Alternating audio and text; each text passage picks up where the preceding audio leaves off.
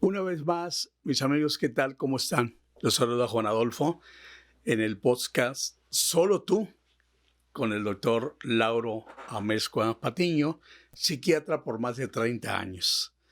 Una persona muy reconocida y al que, pues si tenemos algún problema o nos sentimos con un problema mental, pues, ¿qué más, verdad? Lo tenemos aquí y él va a estar hablándonos acerca de un tema que vamos a tratar el día de hoy, que es la ansiedad.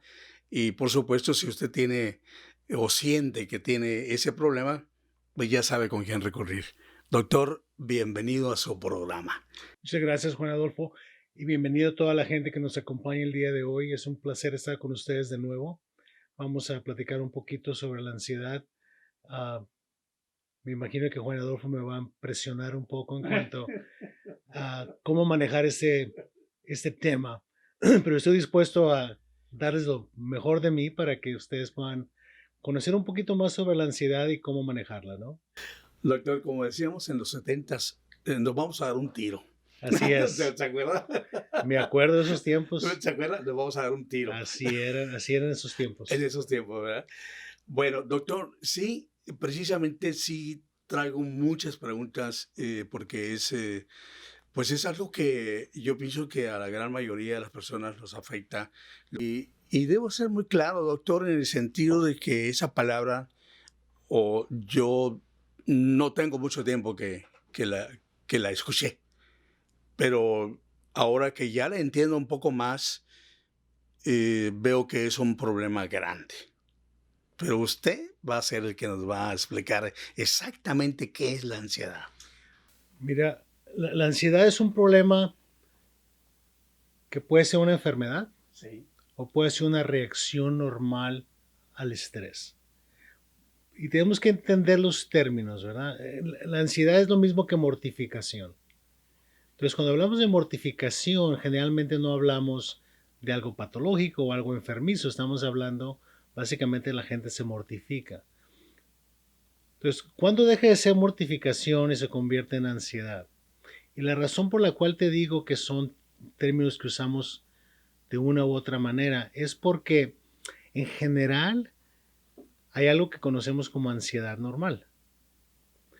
Todos tenemos que tener ansiedad. ¿Por qué? Porque es la reacción de nuestro cerebro que nos ayuda a protegernos.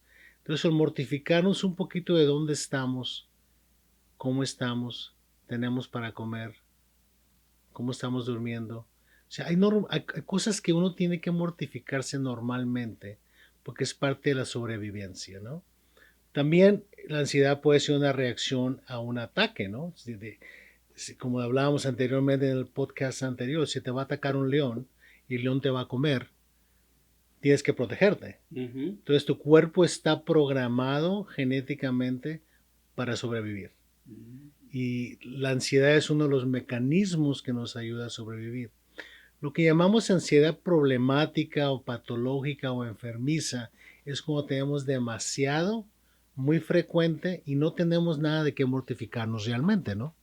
Entonces tenemos que pensar en la ansiedad desde el punto de vista de qué tanto, qué tan seguido y cómo nos afecta.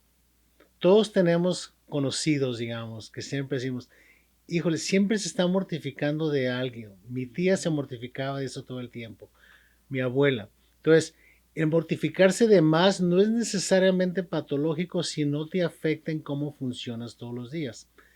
Desde ese punto de vista, si te afecta en cuanto a cómo te relacionas con los demás, si no sales de la casa porque tienes miedo, si no puedes tú dormir todas las noches, estás cansado todo el tiempo, eso quiere decir que la ansiedad se ha sobrepasado de lo que consideramos un problema, una situación normal a un problema patológico, ¿no? Entonces, estoy entendiendo, doctor, que la ansiedad es algo normal en nuestro cuerpo. Lo que puedes decir es que la ansiedad, todos los seres humanos tenemos la capacidad de experimentar Sí, y tener la experiencia de la ansiedad, porque es sí. parte del ser humano.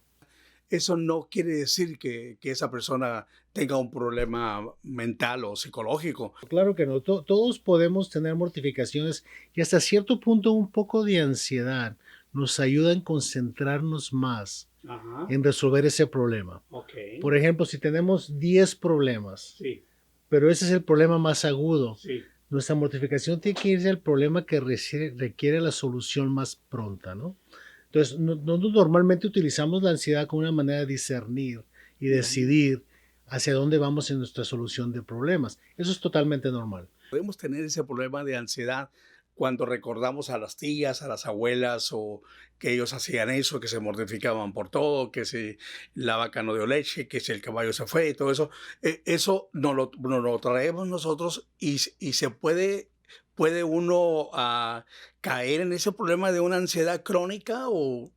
Mira, los problemas de ansiedad crónica generalmente son genéticos, quiere decir que son hereditarios, existen en familias. Entonces tú puedes ver que varios miembros de la misma familia, todos tienden a mortificarse de más intensamente y les afecta en su Sí. funcionamiento. Pero hay varios tipos de problemas de ansiedad y vamos a hablar de ellos en un momento. Pero es importante entender que el problema de ansiedad va a ser definido probablemente por la herencia Por y la experiencia. Por ejemplo, si tú tienes la herencia de que en tu familia existen problemas de ansiedad y de repente creciste en un ambiente en que había mucha incertidumbre, ¿okay? En el cual no sabían si van a tener la renta cada mes, Caramba. no van a tener que comer.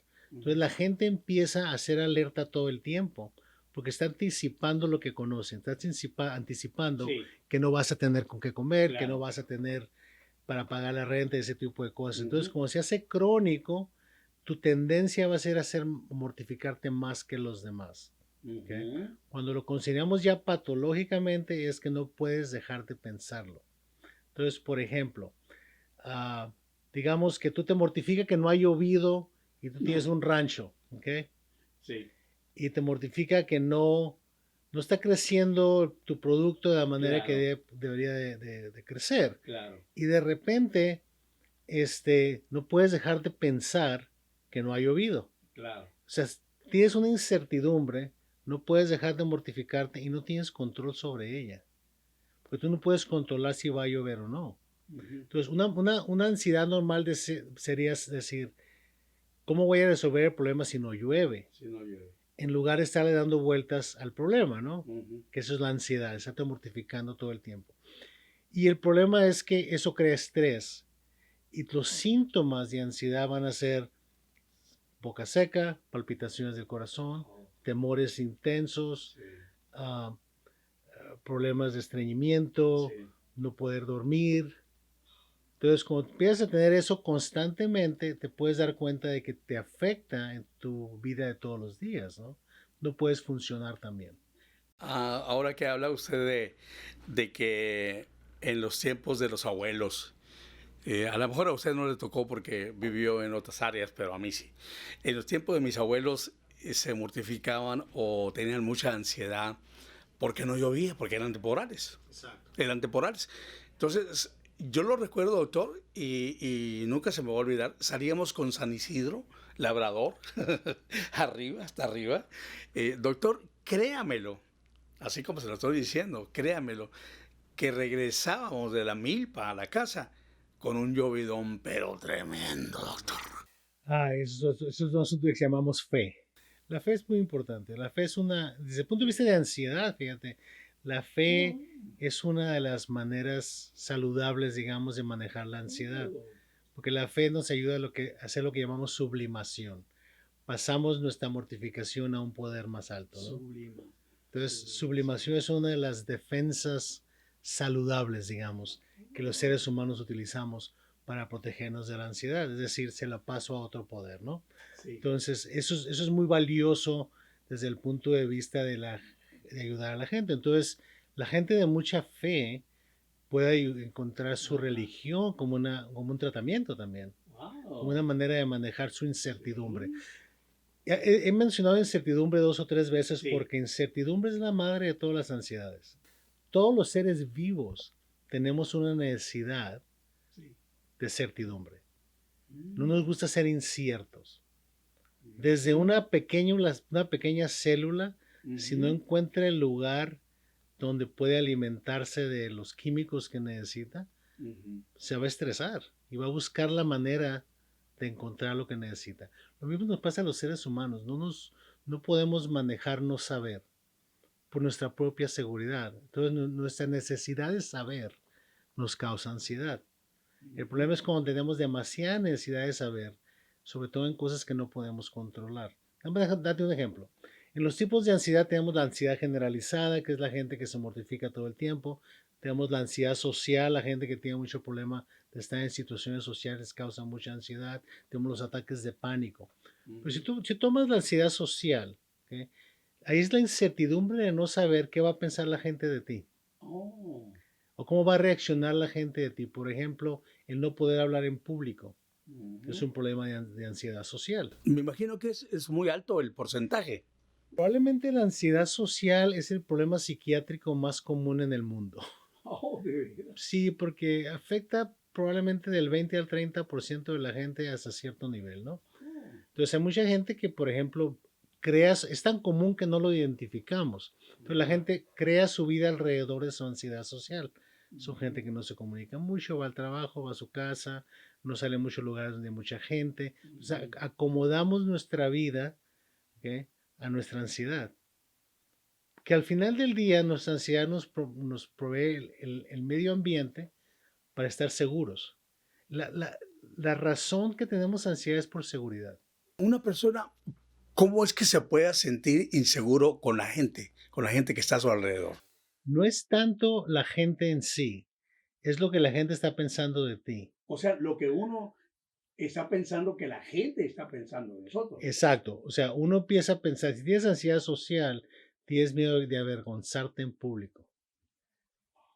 ¿Sí me entiendes? Entonces, no quieres hablar porque piensas que lo que estás diciendo no tiene sentido, o lo que estás diciendo lo estás diciendo mal, o tienes miedo de la cámara, o ese tipo de cosas.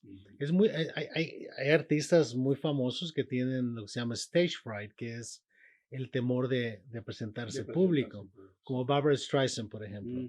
¿Okay? Famosamente ella tenía problemas de ansiedad social en stage fright, entonces ella tenía que hacer ciertas cosas cuando tenía que presentarse en vivo, ¿no?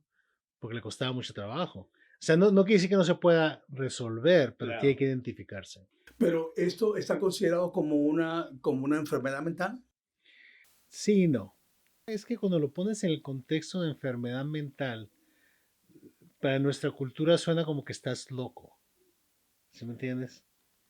Entonces podemos decir que es patológico, que es una enfermedad que tiene que ver con el cerebro.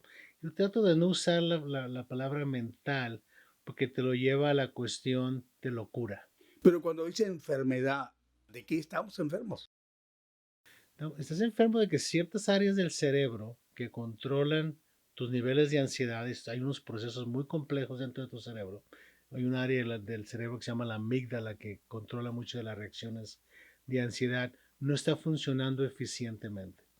Por eso las ansiedades sociales, las ansiedades generalizadas, los ataques de pánico responden a ciertos medicamentos. Pero eso sí lo mira un psiquiatra. No necesariamente. De hecho, los problemas de ansiedad son tan comunes que yo te puedo decir que los médicos familiares ven más problemas de ansiedad que yo, porque yo veo los casos más severos. Pero muy frecuentemente el médico familiar no lo identifica. Como te decía antes, es tan común que el médico te va a decir, ya no te mortifiques. ¿Para qué te mortificas tanto? Claro. Entonces es importante buscar un poquito más qué tanto te está afectando. Pues no nada más el mortificarse, pero cómo te afecta en lo que estás haciendo, ¿verdad? Doctor, porque en realidad sí afecta, porque si una persona no puede salir de su casa porque tiene pánico o porque tiene ese miedo al qué dirán, porque tiene miedo a estar, como se dice normalmente, me ingento, dicen, me ingento cuando estoy en una plaza con mucha gente. ¿Cómo manejar problemas de ansiedad es un asunto específico para el tipo de problema de ansiedad que tienes. Entonces, por ejemplo, la ansiedad generalizada se puede tratar con medicamentos y terapia. La ansiedad social se puede tratar con medicamentos y terapia. Pero cuando te vas yendo a los niveles más altos, por ejemplo, ataques de pánico. El ataque de pánico es, el león te va a comer, pero no hay león. ¿Ok? Entonces, Ok. tú puedes estar sentado en tu casa viendo la televisión y de repente tu corazón empieza a palpitar muy fuerte, empiezas a respirar muy profundo, te borra la vista, como que te sientes desconectado y tienes un temor tremendo, ¿no? La mayoría de esa gente que tiene un ataque de pánico la primera vez va a urgencias, porque piensa que está teniendo un ataque al corazón. ¿Ok? Y la realidad es que no está teniendo un ataque al corazón. Y no estoy diciendo que no vayas a urgencias, porque si te duele el corazón, pues que... Claro. Pero te van a revisar el corazón y van a ver que todo está bien. Todo está bien. Entonces ya te diagnostican un ataque de pánico. El ataque de pánico puede ser una vez o puede ser seguidas. Entonces, dependiendo del problema que tienes, hay que tratarlo. Esos ataques de pánico pueden ser muy problemáticos porque te llevan a otro problema que es diferente de la ansiedad social, que se llama agorafobia, que quiere decir tienes miedo de los espacios abiertos. ¿Por qué? Porque la gente tiene miedo que le vaya a dar un ataque de pánico cuando están fuera de la casa.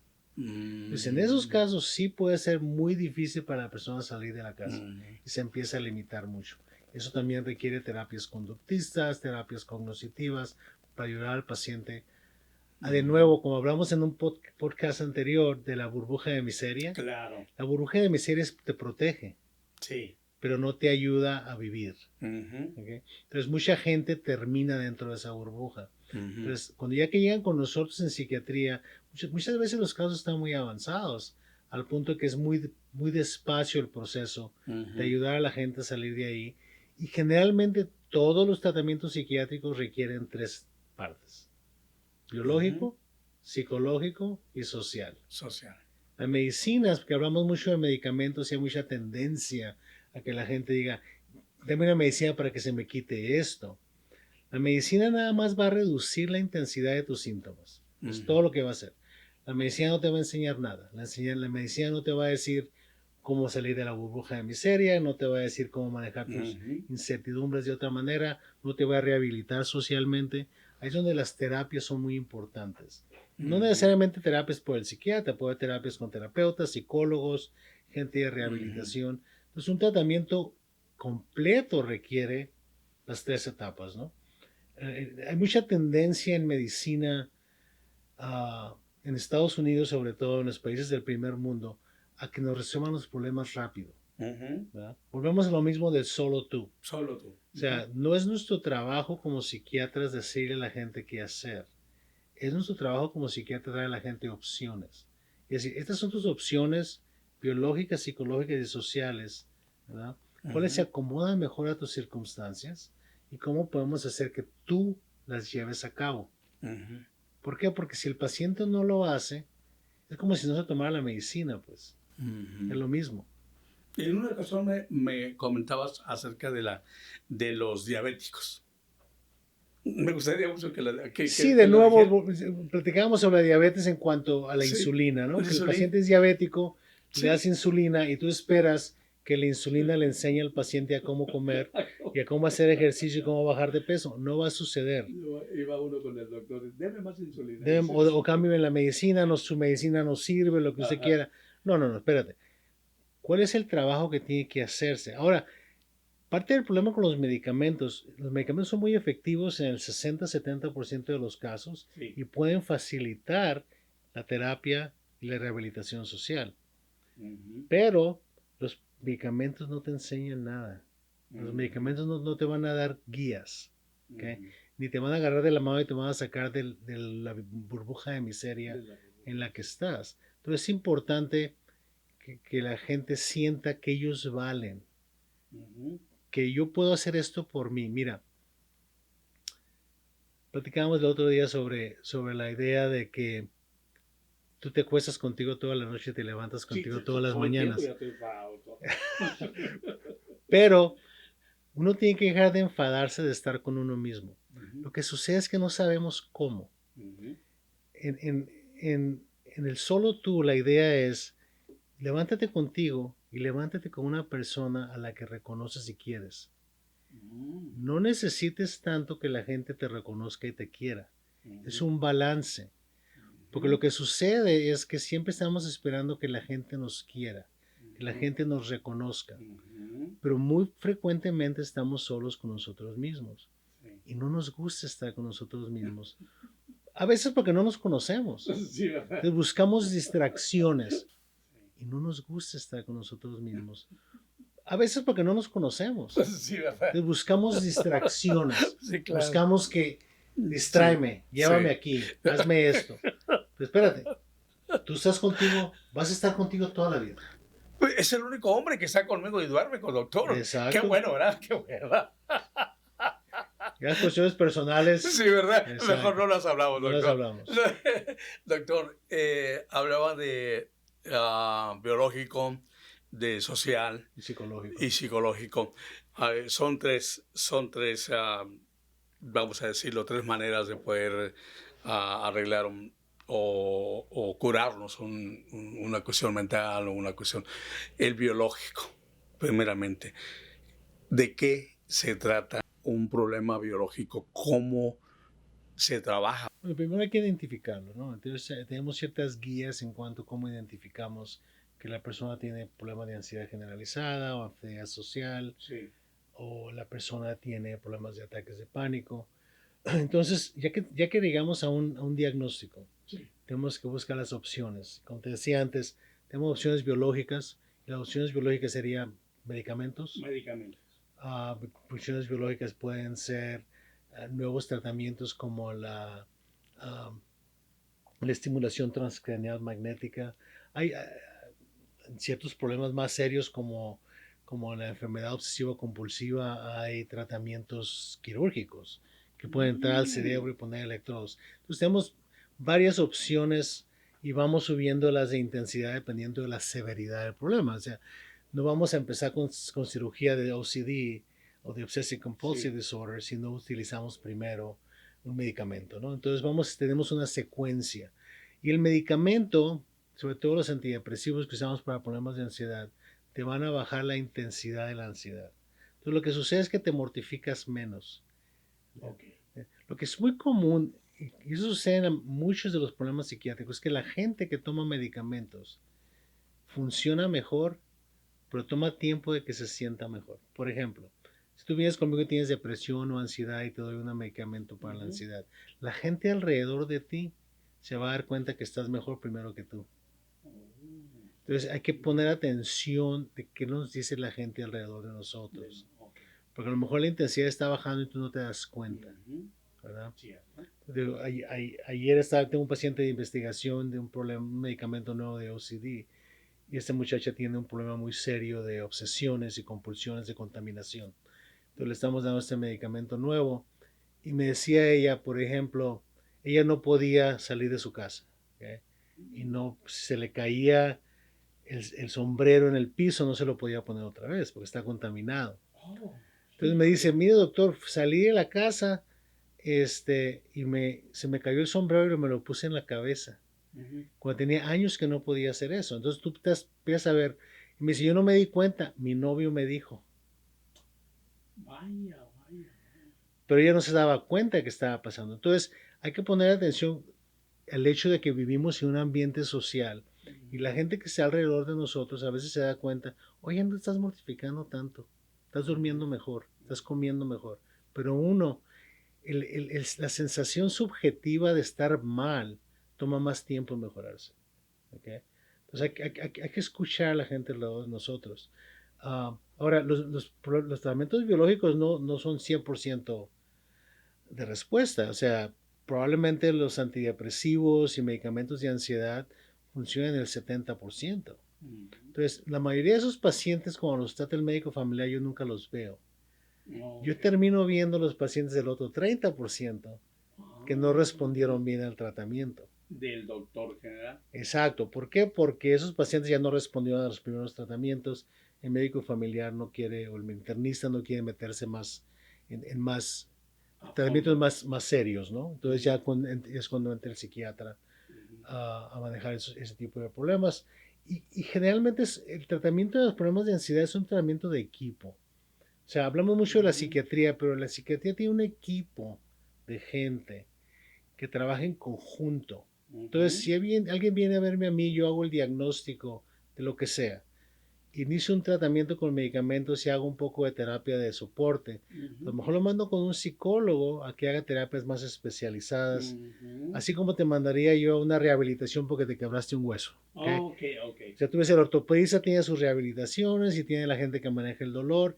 Igual en psiquiatría hay gente alrededor de nosotros que soporta y ayuda en el tratamiento. Entonces, esos tratamientos son tan importantes como el medicamento, ¿no? Entonces, una de las cosas que ha afectado, yo pienso mucho la cuestión de salud emocional en los Estados Unidos es que se ha dejado al psicólogo un poco por fuera de los pagos de las compañías de seguros. ¿Okay?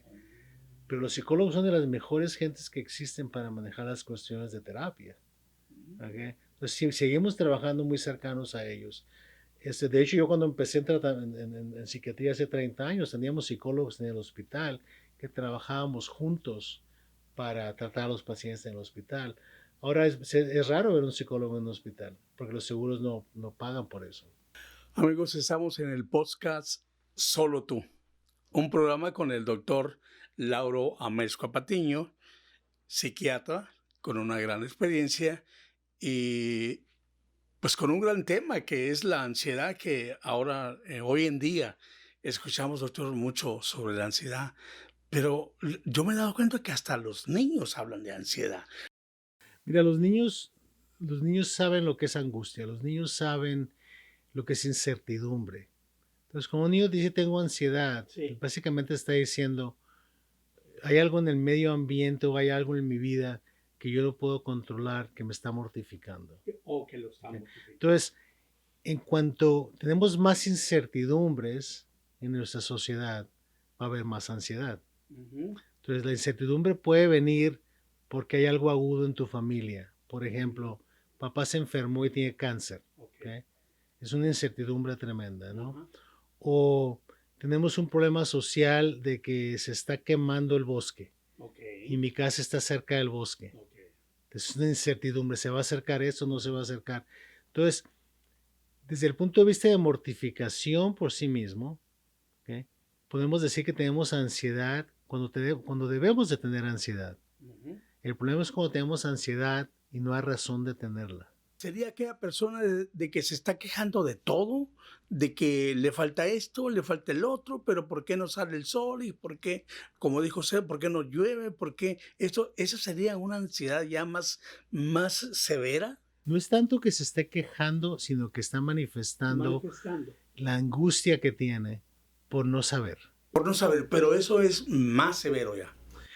Depende cómo te esté afectando.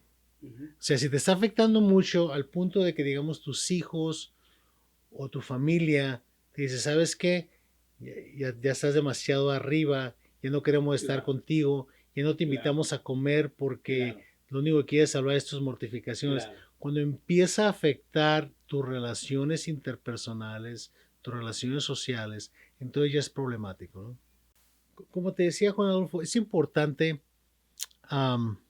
reconocer que las redes sociales se han convertido en una fuente de ansiedad.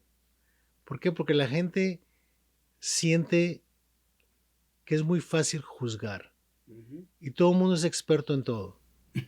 Entonces es muy fácil sentarte ahí y hacer una crítica.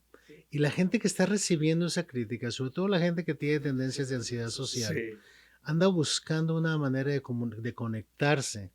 Y en lugar de conectarse sienten rechazo. Y eso crea problemas. Entonces se crean unos mundos muy pequeños y muy grandes a la vez, en los cuales hay una comunicación de expertos y juicios. Amigos, es un placer estar con el doctor Lauro Amezcua Patiño, psiquiatra por más de 30 años, muy reconocido, y en este podcast que es Solo Tú. ¿Qué significa Solo Tú, doctor? Solo tú significa que tenemos que pensar en nosotros mismos, que uno mismo es lo único que tienes, que toda la gente alrededor de ti es prestada. Oh. Y tenemos que apreciarlos y reconocerlos de que quieren estar con nosotros, no que tienen que estar con nosotros.